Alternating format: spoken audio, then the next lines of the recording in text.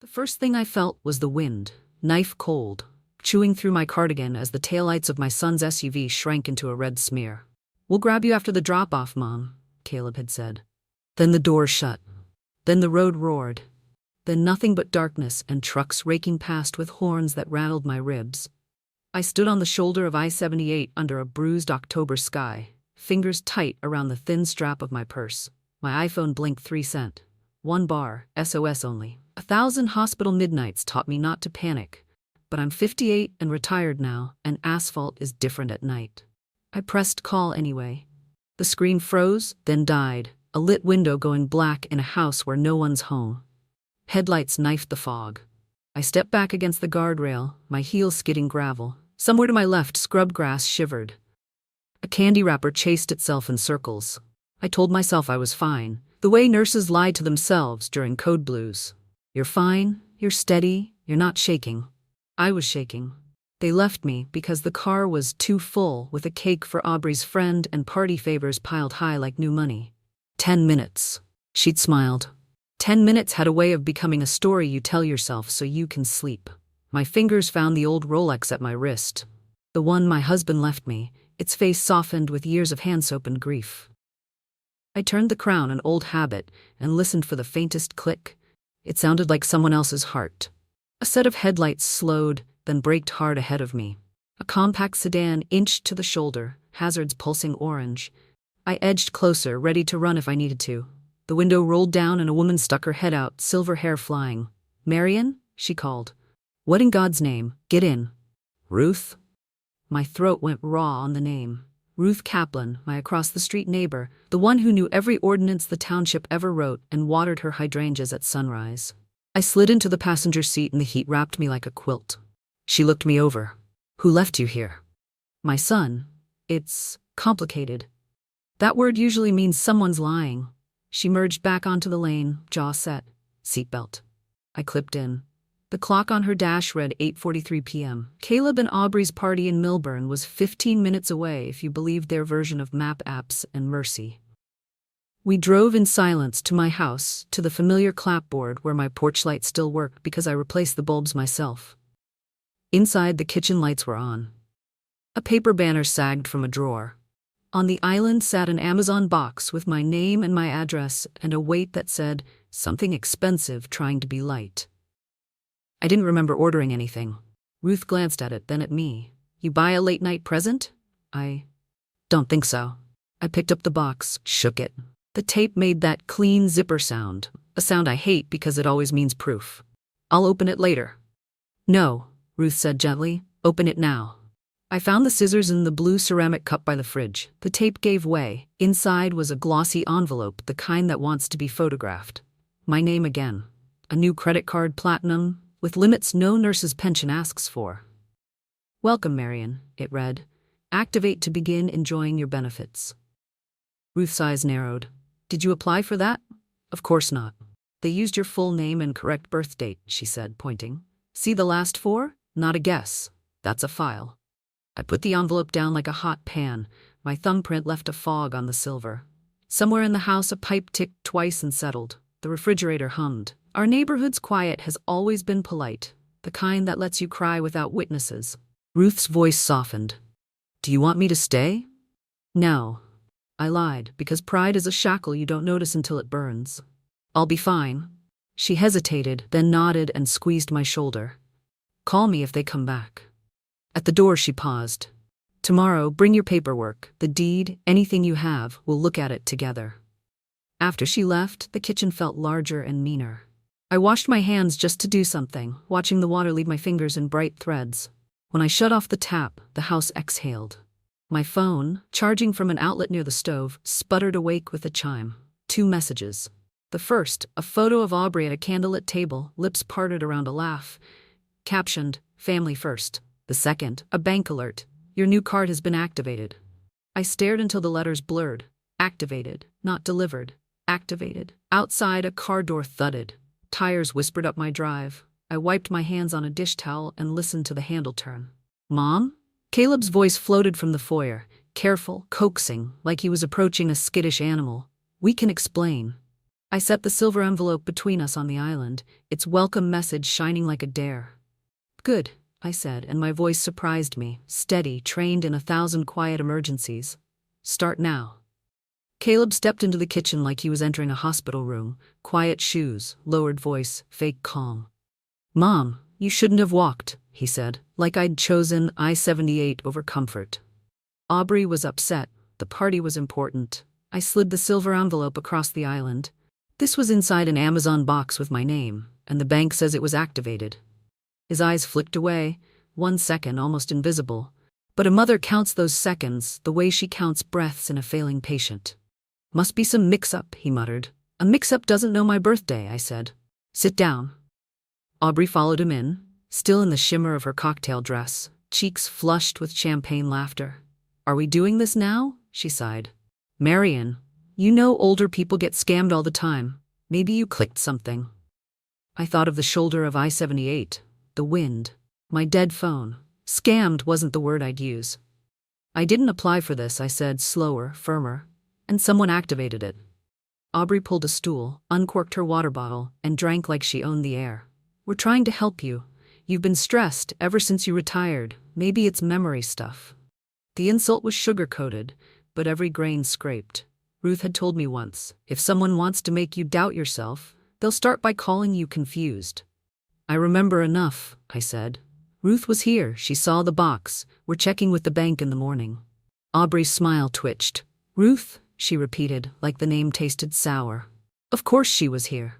Caleb rubbed his forehead. He looked tired, no, guilty. There's a difference. Let's not make this dramatic, we'll cancel the card. It's already been used, I said. Both of them froze. I reached for my iPhone, plugged in at the outlet, screen glowing again. I turned it toward them.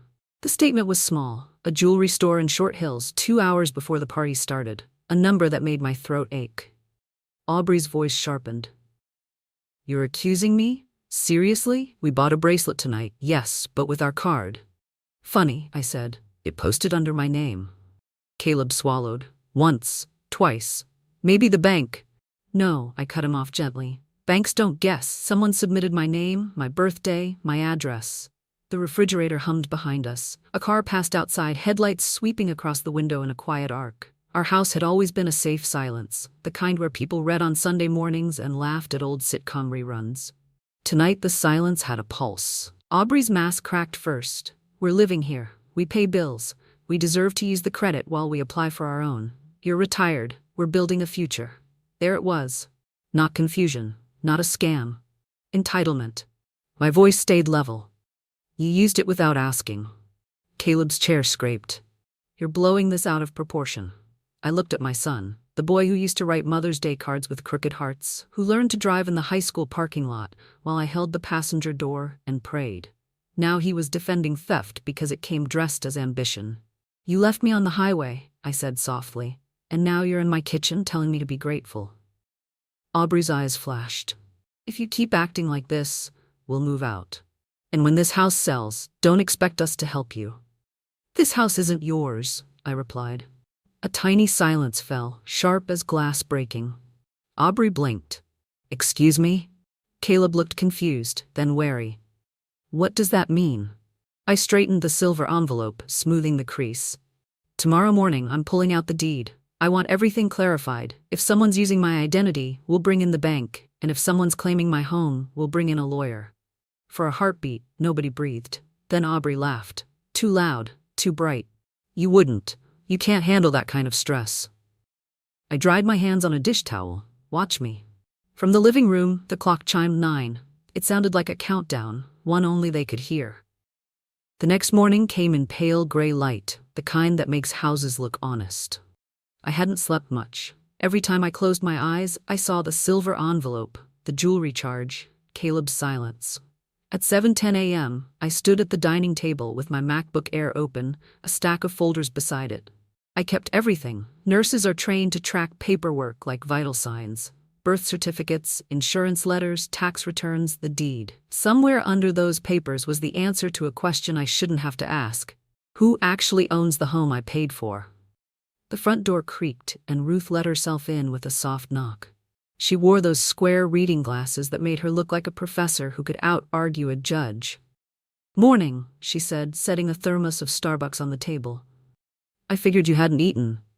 "You figured right." I clicked open my email. Years ago, my husband's lawyer had sent digital copies of the Revocable Living Trust, the one we created after he died. We placed the house into that trust so our son would inherit when I passed, not before. I scrolled until I found it, a PDF with his name, then mine, dated 8 years back. Ruth leaned over my shoulder. "There," she pointed. "You're the trustee." "Soul. It's not jointly owned with Caleb." I exhaled, a long, shaky breath I didn't know I'd been holding for months. "So they can't claim legal rights to stay?" "Not once proper notice is given," she said. "You're not kicking them out tomorrow, but you have authority." The hallway floorboard creaked. Caleb shuffled in, hair uncombed, eyes puffy. "Why are you looking at the deed?" "Because this is still my home," I answered. He sat down slowly, scared of the verdict. "Aubrey said you're overreacting." Ruth adjusted her glasses. "Aubrey isn't here, and Marian isn't overreacting. Identity theft is a felony." Caleb blinked hard. "She didn't steal anything. We borrowed. We always pay Mom back." "Then why activate the card without telling me?" I asked. He couldn't answer, just stared at his hands. Ruth tapped the PDF. "Look, Caleb, this isn't a threat. It's a boundary. Your mother supported you through college, through that first job you quit. She let you move back during the pandemic. But this house legally belongs to her, and the credit card wasn't a mistake. It was intentional." Caleb looked smaller than he did last night. "Aubrey handled the finances," he whispered. "She said it was easier if you used my name?" I asked, his shoulders folded. "I'm sorry." Ruth's voice softened. "Marian has options. She can send a formal notice for you to move out within a reasonable time frame, or she can set conditions to stay, rent, utilities, boundaries. But she needs to feel safe." Caleb swallowed. "We just wanted to start our life." "You don't start a life on someone else's identity," Ruth said. Silence spread over the table like a wet towel. I closed the laptop gently. "I don't want a war," I said, "but I won't be left on a highway again, and I won't fund anyone's jewelry." Caleb nodded, slow and ashamed. "I'll talk to Aubrey." Ruth reached for her bag. "Before that, I want to introduce someone." She slid a business card toward me. "Jenna Park, realtor. Ethical, smart. She can walk you through your options, including selling, if you choose." Caleb's head snapped up. "Selling? Mom, no, please. This is my decision," I said. "Not Aubrey's, not yours." He stood, panic flickering. "She'll lose her mind. Don't do anything until we fix this." I gathered the folders into neat piles. Fixing starts with truth. He left the room, footsteps heavy, a man walking toward a conversation he could no longer avoid. Ruth squeezed my arm. "I'll drive you to the bank after breakfast." I stared at the trust document one more time. My husband's signature curved like a promise. "You will never be alone." For the first time in a long while, I believed it. By late morning, the air smelled like wet leaves and cold asphalt. Ruth waited in her Toyota Camry, engine running, while I locked the front door. The silver envelope was in my purse, along with printed screenshots of the jewelry charge. The house stood still behind me, white siding bright in the sun, but the windows felt like eyes that had seen too much. At the bank, the lobby was quiet, soft carpet, muted music, a long counter of patient smiles. A banker in a navy suit guided us to his desk. I laid out the credit card, the envelope, the statement. My hands were steady. My heart wasn't. "I didn't request this card," I said. He examined the paperwork. "It was activated 2 days ago. Confirmation text was sent to the number on file." "What number?" Ruth asked. He turned the screen toward us, a phone number ending in 19. My number ends in 937. "That isn't hers," Ruth said sharply. "Who changed it?" The banker typed something, his brow tightening. "It was updated online. The email begins with a call." I felt the room tilt. Aubrey Collins. Ruth leaned forward. "I'd like a written record that Ms. Brooks is disputing this account and that the activation was done with a substituted phone number." The banker nodded. "I can freeze the card immediately and file a fraud investigation." "Do that," I said quietly. "Please." When we left, the wind hit colder, but my spine felt straighter. Ruth handed over a printed dispute form, crisp as a court order. "Paper," she murmured, "is how truth stays alive." We drove home. Caleb's car wasn't in the driveway, Aubrey's either. The house felt oddly peaceful without their voices. Inside, I made tea and opened my Kindle at the kitchen table. Not to read, just to keep my hands busy. Pages of meditations glowed softly. If it is not right, do not do it. If it is not true, do not say it. I closed my eyes a moment, letting Marcus Aurelius steady me. Around 2 p.m., tires crunched on gravel. I looked through the window. A woman stepped out of a black sedan, dark slacks, blazer, tablet tucked under her arm. Sharp posture, gentle eyes. Ruth smiled. "That's Jenna." I opened the door before she could knock. "Mrs. Brooks?" she asked, voice warm but professional. "Jenna Park. Ruth said you wanted to understand your options." Her handshake was firm, no pity in it. I liked her immediately. We sat in the living room while sunlight spilled across the hardwood. Jenna walked through the property with quick eyes. Foundation lines, window seals, roof angles. She complimented the kitchen, the natural light, the neighborhood. She took notes on her tablet, tapping with a slim stylus that clicked against the glass. "If you ever choose to sell," she said, "this home could move fast. Young families love this street, but first, if someone else is living here, we need to handle that correctly." I nodded. "My son and daughter-in-law moved in last year. It was supposed to be temporary." "Temporary," Ruth repeated, turned into entitlement. Jenna sat on the couch, tablet on her knee. "Marian, you're the sole trustee on the deed, correct?" "Yes." "Then you have control. If you want them to leave, you can give formal notice. If you want them to stay, you can create a rental agreement. No one can force you out." Something loosened in my chest, like a knot untying that I didn't realize had been choking me. "But," Jenna continued, "when families mix money and housing, things get messy. If you decide to sell later, it might be better to begin the process now. Quietly, cleanly." I stared at the hallway where Caleb used to run with toy cars, where I hung his preschool artwork. I never meant to push him out. Jenna's gaze softened. "You're not. You're setting boundaries. That's love most people don't recognize." Ruth folded her arms. "We should fix the locks, too. Someone changed her phone number with the bank. Who knows what else they accessed?" Jenna stood. "If you want, I can schedule a locksmith this week, and a professional inspector to prepare for listing. Just options, no pressure." I hesitated, then nodded. "Yes, schedule them." Outside, the wind stirred fallen leaves into a spinning dance. The house, for the first time in months, felt like mine again. By the time the locksmith arrived on Thursday morning, the sky was the color of aluminum, and rain needled the porch. I stood by the doorway while he worked, metal clicks echoing down the hallway. I used to pace with Caleb in my arms when he had fevers. Now the house needed a different kind of protection. Ruth stayed close, coat still on, paperwork tucked under her arm. "Once the locks are changed," she said, "we'll drop the formal notice at Caleb's work address. Certified mail. No one can claim they didn't know." My stomach nodded. "I hate that it's come to this." "You didn't bring us here," she replied. "You're just finally turning on the lights." When the locksmith left, I walked through the house room by room, not to check security, but to look at the life layered into these walls. The framed wedding photo in the hallway, the paint chip near the stair rail where Caleb dragged a skateboard years ago. Love lived here. Mistakes too. Around 11 a.m., a car door slammed in the driveway. I opened the blinds. Caleb's sedan. Alone. He came in wet, rain dotting his jacket. "Why are the locks changed?" "I needed to secure the house," I said softly. "After the bank, I couldn't risk access I didn't authorize." He dropped his car keys onto the entry table. "Aubrey is furious. I'm not negotiating with fury anymore." He scrubbed his face with both hands. "She said you're planning to kick us out." "I'm planning to protect myself." He followed me into the kitchen, voice trembling. "We were trying to start a family, Mom. We needed stability." "You don't build stability by stealing." He flinched. For a second, he wasn't a grown man. He was the little boy who broke a vase and couldn't admit it. "I'm sorry," he whispered. "But you didn't have to humiliate us by changing the locks." "I left you keys," I said.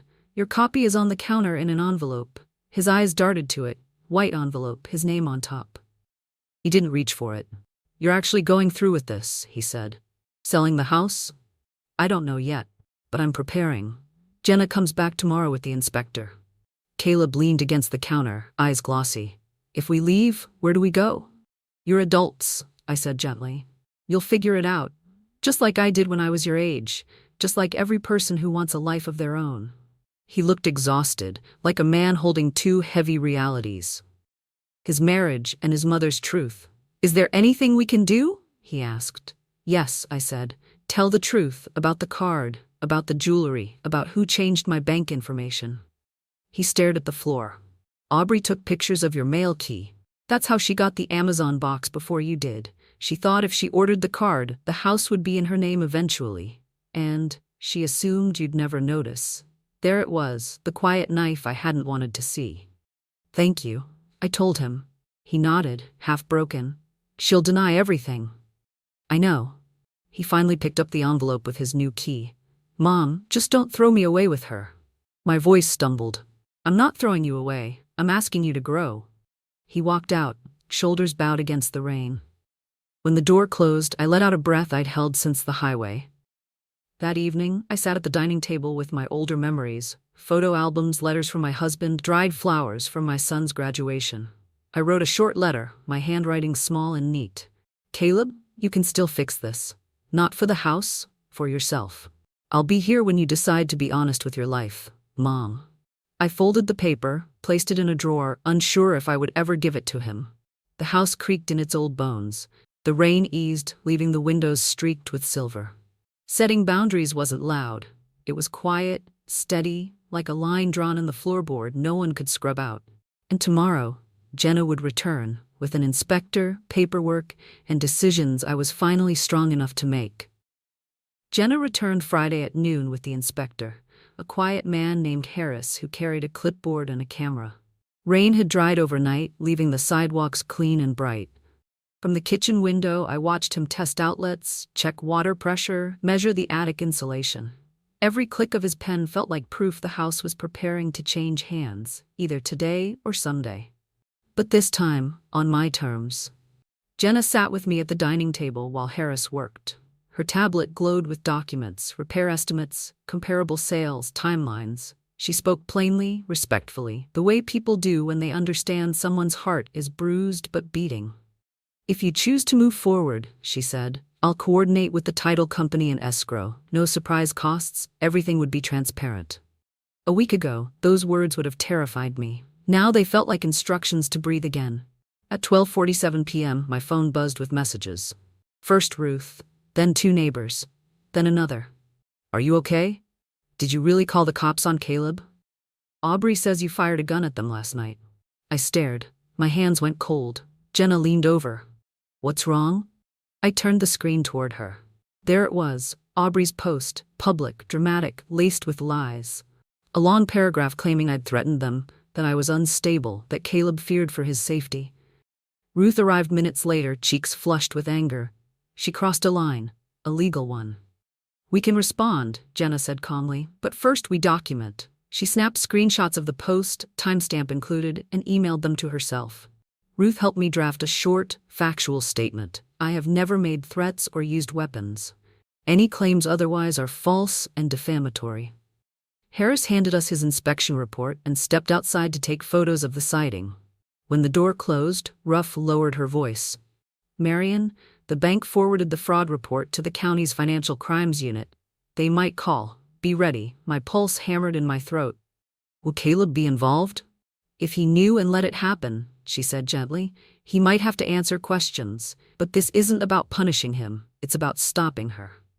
The world went quiet in that heavy hospital way I remembered from emergency rooms, a silence with a heartbeat. Then my phone rang. Unknown number, official area code. "Mrs. Brooks," a man asked. "This is Marcus Hale from the county prosecutor's office. We received a fraud claim from your bank. I'd like to schedule a time to speak in person, today if possible." Ruth mouthed, "Say yes." "Yes," I told him. "I'll come in." After we hung up, Jenna placed a folder in front of me. Clean white paper, black letters, spaces waiting for my signature. "This is a preliminary listing agreement," she said. "You're not committed until the final signature after the inspection addendum and disclosures. You can hold it, or you can sign it. Either way, you're in control." I thought of the highway shoulder, the dead phone, the credit card, the lies, the way Aubrey's voice rang with entitlement instead of apology. "I'll sign," I said. My hand didn't shake. Jenna slipped the papers into her case. "I'll prepare the official packet and schedule photos next week." if you prefer privacy, we can do private showings only." "That would be best," I said. When they left, I made tea and sat near the window. Outside, late afternoon sun washed the porch in soft gold. The house looked peaceful, too peaceful for how loud my life had become. A car rolled into the driveway. Aubrey, she yanked her door open, marched to the porch, and pounded the glass. "Open this door, Marian. We're talking now." I didn't move. Her voice rose. "You think you can throw us out? You're going to regret it. You'll die alone in some tiny apartment." Inside, somewhere deep in the house's wooden frame, the old pipes settled with a soft knock, like a heartbeat. I set my cup down, calm as silence.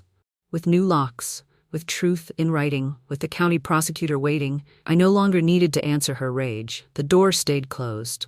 The county courthouse sat across from a line of maple trees, their leaves the color of burnt copper. Inside, the prosecutor's office smelled faintly of old files and fresh coffee. Marcus Hale met me in the hallway. Tall, calm, eyes that measured truth the way doctors measure pulse. "Mrs. Brooks?" he said, extending a hand. "Thank you for coming so quickly." Ruth walked beside me, carrying a slim binder of evidence. Printed statements, screenshots, the bank dispute, and copies of Aubrey's public post. She didn't look intimidated. Ruth never did. Marcus led us into a small conference room. Everything was glass and order. He clicked a recorder on the table. "Let's start simple," he said. "You never applied for the credit card?" "No," I answered. "I didn't authorize anyone to activate it either." He took notes. "The bank reports the activation was done through an online profile created using your personal data. We traced the IP address, registered to your home internet service." My chest tightened. Home internet. Our own four walls. Ruth leaned forward. She also received messages from neighbors saying Aubrey posted false statements online, accusing her of threats and gun use. "That's defamation." Marcus nodded. "We've preserved those posts." He turned to me. "Mrs. Brooks, if someone accessed your mailbox, phone records, or financial accounts without permission, that constitutes identity theft." I swallowed. "Caleb admitted Aubrey took pictures of my mail key." Marcus's pen paused. "Pictures?" "Yes, she photographed it. That's how she got the Amazon package before I saw it." He exchanged a glance with his assistant. "Thank you, that helps." He slid a form across the table. "This is a formal victim statement. Once signed, I can proceed with charges." The air felt heavy, like the room itself was waiting to see if I would still protect the people hurting me. My hand hovered over the pen. "I don't want to ruin my son." "You're not," Marcus said gently. "You're drawing a line between him and the person who committed the crime." I signed. When we left the courthouse, the wind was sharp and honest. Ruth buttoned her coat. "It's in motion now. She can't spin her way out." Driving home, the trees blurred past like chapters turning. The house came into view, clean siding, tidy yard, everything looking normal from the street, as if walls couldn't hold betrayal. A black sedan sat in the driveway, not Aubrey's. A different car. As we stepped onto the porch, the front door opened. Caleb stood there, pale, hands shaking. "Mom, they talked to me." "They?" Ruth asked. "Investigators. They called my office. They asked about the card, about Aubrey's purchases, about the phone number change." He sank into a kitchen chair, face in his hands. "I can't lie for her anymore. I tried to build a life with someone who didn't respect anything, including you." I sat across from him, soft but steady. "Being married doesn't mean being blind." His eyes filled. "If they arrest her, she'll blame me. She'll say I told them." "You didn't," I said. "Your actions told them. The truth always gets through." He exhaled a tremor. "I need help. I don't know how to fix this." Ruth spoke gently. "Start by telling the truth to them, and to yourself." He nodded, wiped his face, and left before Aubrey came home. The house went quiet again. No yelling, no footsteps, just peace. 2 hours later, my phone rang. Unknown number. Sheriff's Department. "Mrs. Brooks? We've taken Miss Collins into custody for questioning. She's being processed now." My hand tightened around the phone. "Thank you." I set it down on the counter, next to a clean stack of plates drying on a towel. No victory dance, no anger left, just air and stillness. From the window, I saw flashing lights down the street. A white police cruiser. A woman in a glittering coat, hands cuffed behind her. Aubrey's head turned toward my house, eyes full of rage she couldn't use anymore. Ruth whispered beside me, "Storm's passing." "No," I said quietly. "Storm's just changing shape." The truth, finally, was louder than her voice. The weekend arrived without drama, which felt like a miracle. No shouting in the driveway, no slammed doors, no footsteps that didn't belong. Just quiet. The kind that had weight, like the house was exhaling after holding its breath too long. On Monday morning, Jenna pulled up in a sleek Mercedes SUV, the metallic paint catching the pale sunlight. She stepped out with a leather folio tucked under her arm, businesslike but kind. "Inspector's report came back clean," she said as we walked into the kitchen. "Minor cosmetic repairs, nothing structural. Buyers will love that." I poured coffee into 2 mugs, mine chipped, hers perfect white porcelain. "So the listing goes live this week?" She nodded. "Private showings only. I already have families waiting. Young couple from Hoboken, another from Short Hills." The words sounded unreal. Other people imagining their lives inside these walls, other laughter echoing down this hallway. I pictured children dropping backpacks by the door, the smell of cinnamon rolls on weekend mornings, birthday candles melting on kitchen plates. Life moving forward without us. Before I could answer, my iPhone buzzed. Unknown number. "Mrs. Brooks?" a calm voice asked. "Detective Sanders, County Sheriff's Office. Miss Collins has been charged with identity theft, credit card fraud, and false reporting. She posted bail this morning, but she's under a restraining order. She cannot return to your property or contact you directly." My fingers tightened around the phone. "Understood. She may try through social media or other people. If that happens, call us." After the call, I set the phone down, the kitchen suddenly brighter, lighter. Jenna exhaled softly. "It's real now." "Too real," I whispered. Around lunchtime, a knock sounded. Not tense, not frantic. 3 polite taps. I opened the door to find the young couple Jenna had mentioned, a woman with a warm smile and a man holding a sleeping toddler in a fluffy blue jacket. They asked if they could walk the yard and peek at the living room. I agreed. From the window, I watched the little boy toddle across the grass, his small boots sinking into the damp earth. The father lifted him up to touch the porch railing. The mother brushed leaves off the steps. They looked at this place the way I used to, like a beginning.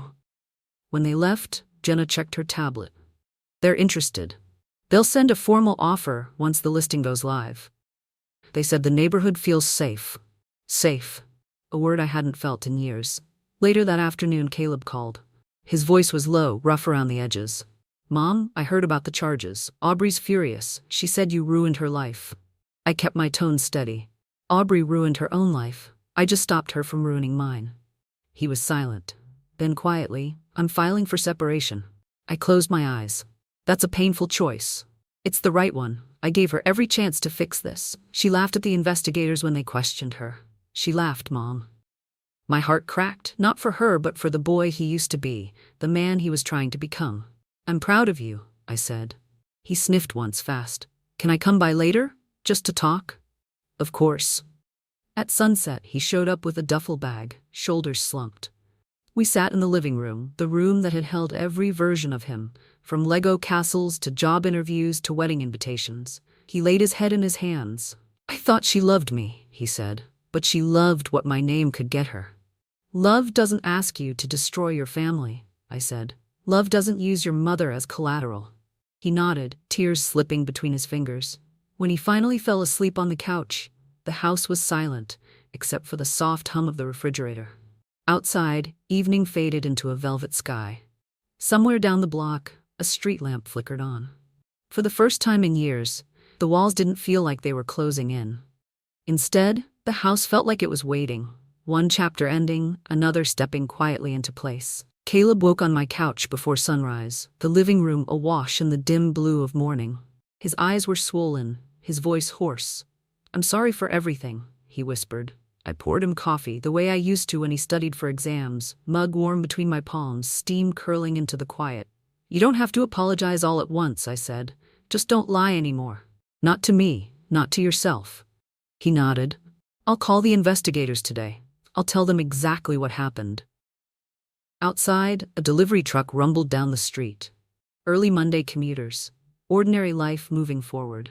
By 10 a.m., Jenna texted, "Offer coming this afternoon." At noon, it arrived. Clean, full-price, conventional loan. The young couple from the yard wanted the home. Caleb read the email over my shoulder.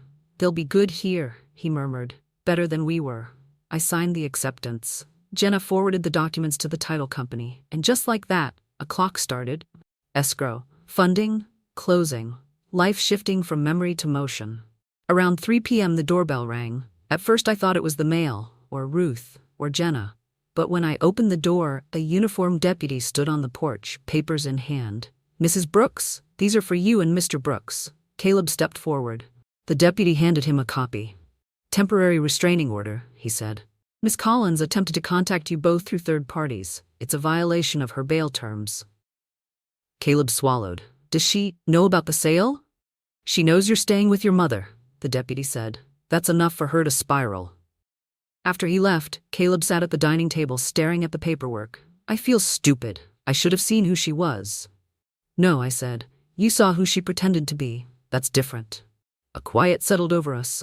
Not the heavy kind, the healing kind. That evening, Caleb packed the last of his things into the guest room closet, just the essentials. Everything else belonged in a past he wasn't going back to. He found an Amazon box by the front door and lifted it curiously. "For Mom," the label read. Inside lay items investigators had seized from Aubrey's storage unit. Designer shoes, receipts, jewelry bags, some with my stolen card printed on them. Evidence. Caleb stared at it like it was proof his whole life had cracks. "I'll return them," he said. "Every last thing." We drove to the sheriff's office together. He carried the box himself, shoulders squared for the first time in months. Afterward, we walked along the river near Riverside Park, the Manhattan skyline glowing across the water. The wind cut cold along the walkway, but neither of us rushed. He talked about therapy, about finding a new apartment, about maybe finishing the degree he quit when Aubrey convinced him he didn't need school. Just luck and charm. "Maybe," he said quietly, "I want to deserve a better life." "You do," I said. "Start by telling the truth, even when it hurts." He stopped, looking out toward the span of lights. "Thanks for not giving up on me." "You're my son," I answered. "I don't know how to do anything else." Later that night, after he fell asleep again on the couch, I wandered through the house one last time. Hands brushing the door frames, the banister, the kitchen counter smoothed by decades of meals and hands and birthdays. Homes remember everything, even the parts we try to forget. In the living room, my MacBook Air glowed with the email from the title company. Timeline confirmed. Closing in 12 days. 12 days, and the life I built would become someone else's beginning. Strangely, it didn't break me. It felt like a release. The house, for the first time in a long time, wasn't a cage or a battlefield. It was just a home, one that had done its job, protected me, and now was ready to let us go. 12 days passed quietly, the kind of quiet that doesn't feel like absence, but peace. On closing morning, I woke early and brewed coffee in the kitchen one last time. The air smelled of toasted bread and warm tile, like every school day morning when Caleb rushed for the bus. Now the rooms were mostly empty, furniture covered, boxes stacked, cabinets cleaned out. A house preparing itself to change owners, not to be abandoned. Caleb loaded our last bags into his trunk. He looked stronger, still tired, still bruised by life, but standing straighter than before. "You ready?" he asked. "I am," I said, and I meant it. At 10 a.m. we met Jenna at the title company in West Orange. The conference room was bright, glass walls, fresh pens in a small holder. The young couple sat across from us, the father bouncing their toddler on his knee while the mother signed documents with careful excitement. They thanked me for keeping the house beautiful, for planting the maple tree out front, for the warmth they felt when they walked through the door. I handed over the house keys, polished, newly cut, still warm from my pocket. The father smiled. "We promised to fill it with laughter." I smiled back, something gentle rising in my chest. That's all a home ever asks for. When the last signature dried, the notary stamped the contracts. Escrow closed. The house was theirs. By afternoon, Caleb and I drove to my new apartment, a modest third-floor walk-up near Riverside Park, with a balcony overlooking the river. No marble countertops, no designer appliances, just sunlight across wood floors and enough space for a few bookshelves, a soft couch, and a life that didn't depend on survival. While Caleb carried boxes, I opened my Kindle and placed it on the small round table where I planned to drink tea in the mornings. A fresh copy of Atomic Habits arrived in an Amazon box, addressed neatly in my own handwriting, not forged. The symbolism wasn't lost on me. Small steps, better days. That evening, we set up the couch and made pasta in the tiny kitchen. Caleb ate quietly, thinking. "Mom," he said, "the prosecutor called. Aubrey took a plea deal. Restitution, probation, and mandatory financial counseling. Justice, not revenge, just consequence." "Are you okay?" I asked. He nodded slowly. "I feel free. Embarrassed, but free." After dinner, he hugged me, real, long, like the boy who used to fall asleep on my chest during thunderstorms. "I'll find a place nearby," he said. "Get my degree back on track. Therapy starts next week." "I'm proud of you," I told him. "Not because you were perfect, because you changed." Later, when he left for the evening, I went out to the balcony alone. The river shimmered under city lights and the breeze smelled like November. Crisp, honest, alive. I wrapped a blanket around my shoulders and opened Meditations on my Kindle. The impediment to action advances action. What stands in the way becomes the way. My husband used to quote that line when life cornered us. Tonight, it felt like a letter from him, written in a language only memory understands. I wasn't broken, I wasn't alone, I wasn't lost, just moving forward. Somewhere behind me, a stack of unopened mail sat on the counter. Rental receipts, utility setup, a welcome letter from the building manager. Normal things. Gentle things. Proof that life doesn't need to be loud to be meaningful. I took a slow breath, letting it settle deep in my chest. A home is not walls. It is the place where your heart can rest. The old house had sheltered me through grief, motherhood, betrayal, fear, and it had done its job. Now it would shelter laughter from a new family. And I would shelter myself.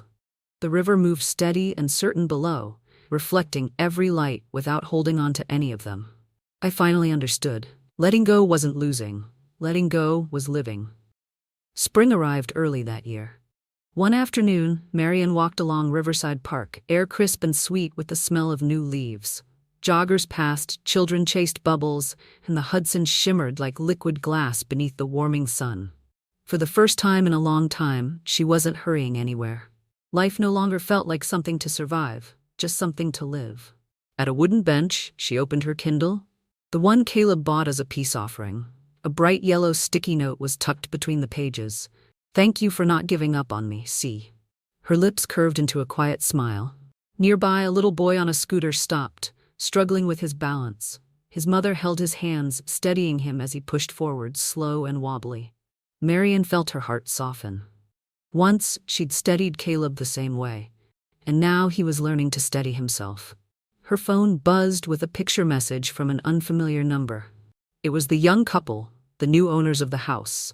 In the photo, their toddler sat on the living room floor, surrounded by building blocks, sunlight pouring through the same window where Marian once set birthday cakes. Below the picture was a single line, "We promise we're filling this house with love." A warmth spread through her chest, not sadness, not loss, just peace. Some homes are stepping stones. Some are chapters. Hers had been a shelter, a fortress, a battlefield, and finally, a gift. Later, as the sky blushed pink and gold, Caleb arrived with takeout and a stack of school brochures. He talked about finishing his degree, maybe social work, maybe counseling, something that turned pain into purpose. "Do you think I can really start over?" he asked. Marian squeezed his hand. "Starting over isn't going backwards, it's choosing better."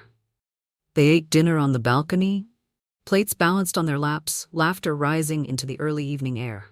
Down below, the river flowed steady and quiet, carrying winter away. Inside, a new canvas print hung on her wall, a simple sunrise over water, framed in light wood, no elaborate decor, no expensive chandelier, just light, a life rebuilt gently, a heart sutured without bitterness. And as Marian sipped warm tea, she whispered to herself, not a prayer, not a wish, but a truth she finally believed. "You didn't take my future, you freed it." The city lights flickered on, one by one, like small promises in the dark, and for the first time she felt entirely, beautifully home.